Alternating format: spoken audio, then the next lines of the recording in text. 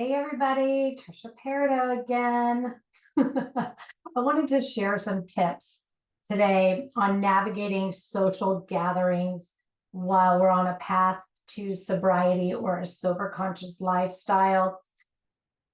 So let's talk a little bit about planning ahead for those tricky situations, because we all know one of the biggest challenges right now in this season is social gatherings.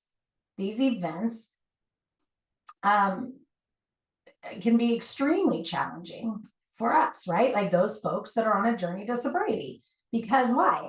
Because there's constant clinking of glasses. There's, toasts and celebrating. But, even more than that, there's just that, every glass being filled around the table, or even the waiter who comes around and is constantly trying to fill your glasses.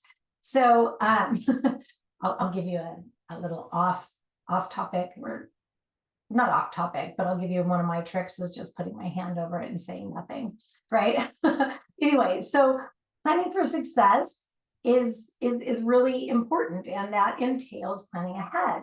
And it truly can make all of the difference. We have to have strategies in place that help us stay in control of ourselves, right, in our moments, so that we aren't compromising ourselves, and we get to still enjoy everything.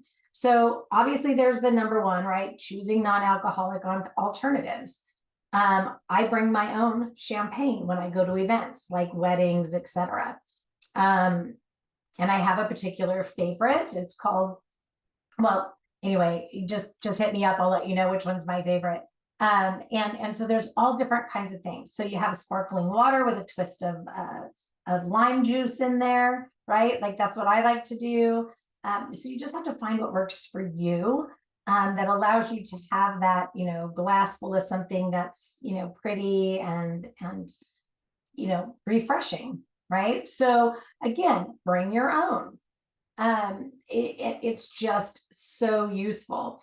Find out ahead of time if they're going to be offering alternatives to alcohol, because I know there's nothing more frustrating than to go to an event and find that for sober people, all there is coffee and water. That used to drive me insane. In fact, I used to make those recommendations to people like, hey, next time you put on an event, you need to have alternatives. Now, this was before mocktails became a fad or something that, was regularly offered. So, again, bring your own, ask if there's going to be alternatives, order alternatives. Again, I like soda water with a shot of lime juice. It's even fun just to order this, right? Like I'll even say, hey, can you give me 2 shots of lime juice and some soda water?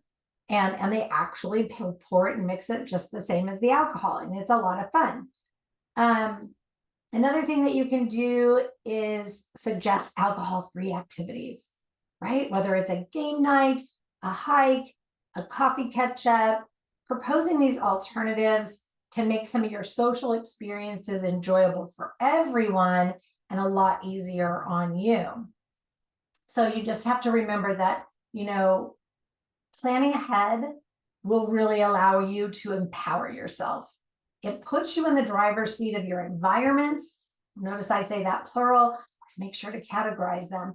And it makes it easier to stay in tune with your sobriety goals, whatever that looks like. So anyway, as you head out to your next gathering, I want you to arm yourself with a plan. Your sobriety is a priority, and with a little preparation, you can savor every moment, right?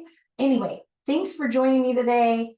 If you have your own tips or questions, right, feel free to drop them in the comments or hit reply.